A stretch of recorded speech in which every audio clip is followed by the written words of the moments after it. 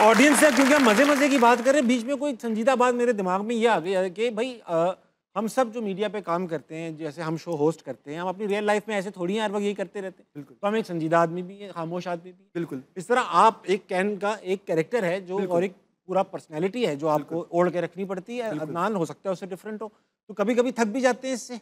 To be very honest, मेरे लिए सबसे ईजी काम ये है, जिस तरह मैं अपने सोशल मीडिया पे हूँ ना, उसी तरह मैं रियल हूँ। अगर मैं रिलीजियस हूँ, मैं सोशल मीडिया पे दिखाता हूँ कि हाँ मैं रिलीजियस हूँ, मैं चैरिटी करता हूँ, मैं हज पे जाता हूँ, मैं मेरे पे करता हूँ, मैं नमाज़ पढ़ता हूँ, तहज्जुद पढ़ता हूँ। अल्हम्दुलिल्लाह, I will be very happy to say कि I have a huge community. 15,000 लोग मेरे व्हाट्सएप चैनल में बैठे थे, जिनको मैं मॉर्निंग में तहज्जुद के रिमाइंडर्स भी देता हूँ, और उसके ऊपर एटलीस्ट 500-600 बंदा उसको यस करता है कि हाँ हमने पढ़ ली है। So I believe I earned a lot here and there also. अच्छा Adnan, series of serious questions पूछ रहा हूँ। जी जी भाई फैसलाबाद तो मिजाह के हिसाब से, शायरी के हिसाब से, गानों के हिसाब से, बिल्कुल आर्ट एंड कल्चर के लिए हमेशा ही पॉपुलर रहा। बिल्कुल। मगर एक पाकिस्तानी सोसाइटी कंजर्वेटिव सोसाइटी है, वहाँ पर इस तरह का कोई कैरेक्टर, यानी कि जाहिर बात है हमारे यहाँ जो फेशियल मॉडिफिकेशंस भी कराते हैं उसको भी मेजॉरिटी कहती है क्या करा लिया, ये है फला है, आप किस तरह। तो आप इसको प्रीच भी करते हैं कि यार, जैसे आपने उन चचा को बताया कि भाई को बताया कि आप ये करें वो करें। बिल्कुल। तो अपने इलाके के, अपने शहर के लोगों से क्रिटिसिज्म आती ही होगी। घर वालों से क्या आया? सपोर्ट आई, क्रिटिसिज्म आया, शर्मिंदगी आई, क्या आया? अच्छा, फनी बात ये है कि मेरी अम्मी का सैलून था 15 साल तक। वाह। तो I had this in my blood कि हाँ हमारी फैमिली में कोई अपना ख्याल रख रहा है, so it's very good thing to do. But of course going extreme जाना, एज आई सेड बिफोर, कि किसी चीज़ की ज़्यादती हमेशा ख़राबी का ही बायस बनती है। तो उसके अंदर हमेशा आपके डॉक्टर्स जो हैं आपके बड़े लॉयल होना चाहिए। और सेकंड थिंग, मेरे ख्याल से क्रिटिसिज्म इज़ समथिंग, आप क्रिटिसाइज उसी चीज़ को करते हैं जिसको आपको देख के पिन पॉइंट करती है।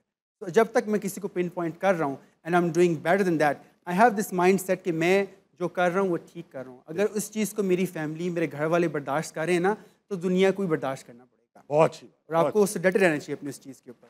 वेरी अदनान, ये तो बात सही है, क्या खाना चाहिए ये इंपॉर्टेंट है, खाकर फौरन लेटना नहीं चाहिए, ये भी इंपॉर्टेंट है, और लेट कर तो बिल्कुल नहीं खाना चाहिए, ये भी बहुत इंपॉर्टेंट है। बिल्कुल ठीक है। देखिए जरा, ओह ये तो प्रमोशन थी यही खाना, ये दिखा रहा हूँ, ये खा नहीं रहा, खा के दिखा रहे थे कि तुम ये सब खाओ। दिखा रहा था, खा के बढ़ो, मैं नहीं खाऊंगा। जी शोर तो नहीं आ रहा पीछे। अच्छा भाई, ऐसे कि आपकी, मैं अक्सर लोगों के उर्दू के यहाँ टेस्ट करता हूँ और उन्हें जो है ना शर्मिंदा करता हूँ जी, लेकिन आप, मेरी पंजाबी बहुत अच्छी नहीं है, अभी मैं सीख रहा हूँ। अच्छा। मैं नया पंजाब शिफ्ट हुआ हूँ सिंध से, तो मुझसे आज मैं चाहता हूँ कि आप कोई पंजाबी के सख्त अल्फाज का टेस्ट लें, मुझसे पूछें जुमलों का मतलब, और मैं उनके उससे गैस करने की कोशिश करूँगा वो क्या है। ठीक है, तो आता हूँ। अच्छा जी, मैं आपको मुहावरा दूंगा, आपने इसका मतलब बताना है। ज़ात दी कोड़ किरली ते शतीरा नु जफे। हल्के हल्के बताओ भाई, रैप में नहीं करो। ज़ात दी कोड़ किरली ते शतीरा नु जफे। इसमें सबसे क्रूशल वर्ड क्या है? जप्फे तो किरली। जप्पे तो पता, मुझे पता है, जप्पे तो पकड़ लिया। किरली का मतलब होता है किरली, किर दीवारों पे आ जाती है गर्मियों में। अच्छा, वो जो आ जाती है गर्मियों में, सही है। अपनी हैसियत से ज़ात दी कोड़, यानी कि तू है तो बकरी, यानी कोई ऐसा गाय टाइप, और किरली है ज़ात दी कोड़ किरली। हाँ, ज़ात दी कोड़। अच्छा, किरली, और किसको झप्पी मारी मैंने? शतीर जो लंबा एक खड़ा होता है, जो उसको झप्पी। हाँ, यानी औकात से बढ़कर कोई काम करना। बिल्कुल ऐसा ही है जी। क्या बात, क्या करूं मैं, इतने टैलेंट बहुत ज्यादा। सेगमेंट का नाम है हुरूफ तहज्जी। हुरूफ तहज्जी पता है क्या होता है? अल्फाबेट्स होते हैं। बिल्कुल, उर्दू के अल्फाबेट्स को कहते हैं हुरूफ तहज्जी। बिल्कुल, इसमें इंग्लिश में आएंगे। अच्छा, ABCD आएंगे। सीन ये है कि हम दोनों एक सिचुएशन में दो कैरेक्टर्स होंगे, और हम में से जो पहले बात करेगा वो A से बात करेगा, A से जुमला शुरू करेगा, जवाब देने वाला B से, फिर मैं C से, D से, और हम Z तक चले जाएंगे। क्या बात है। अच्छा, सिचुएशन सोच लेते हैं, इम्प्रोव ही होगी बिल्कुल। मैं पहली बार बोटॉक्स कराने आया हूँ, ठीक है? मैं डॉक्टर हूँ, आप डॉक्टर हो, मुझे कुछ नहीं पता, ठीक है, कि क्या होता है, मुझे तो पता ही नहीं। बोटॉक्स मुझे पहली बार पता चला है, बोटॉक्स मुंह पे भी हो रहा है, ठीक है? तो मैं आ रहा हूँ आपके पास। बोटॉक्स क्या है, मतलब क्या होता है? वो सिलिकॉन भरते हैं ना कुछ? नहीं, वो मसल को रिलैक्स करते हैं। ये तो नशे से भी हो जाते हैं। वो हम लोग मसल्स को नशा देते हैं, वो तो यूं ढीले हो जाते हैं मसल। हाँ, 6 महीने के लिए।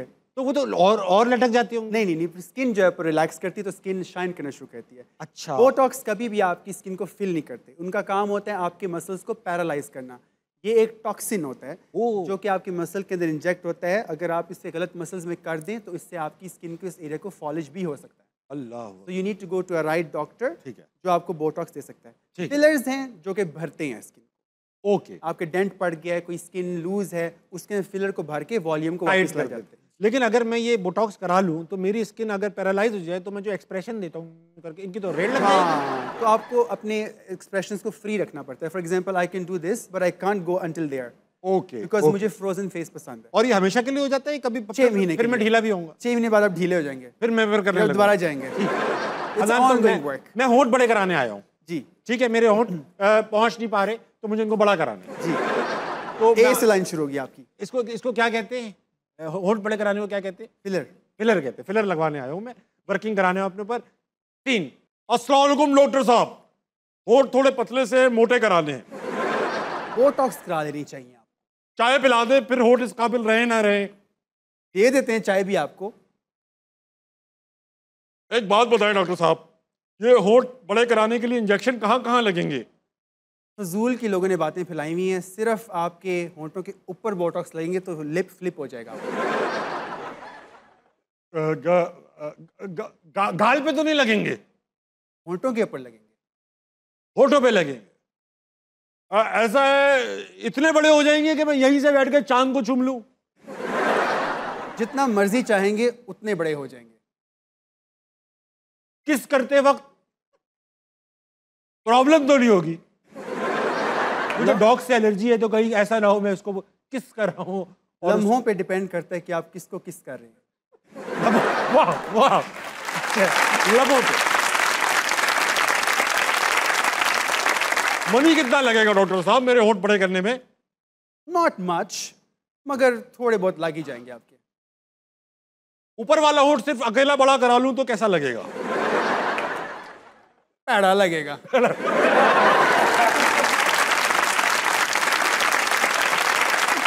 क्वेश्चन ये था मेरा कि आपने अपना क्या क्या एक्सटेंड कराया है?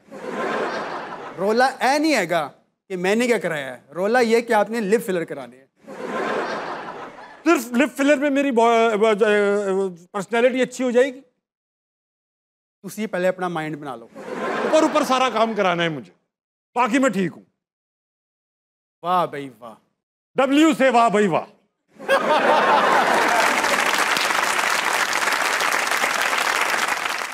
एक्सरे कराना पड़ेगा, पहले चेक कर लूं कि कैसे करें आपके।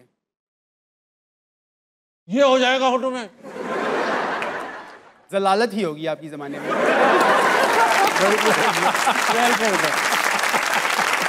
अच्छा भाई।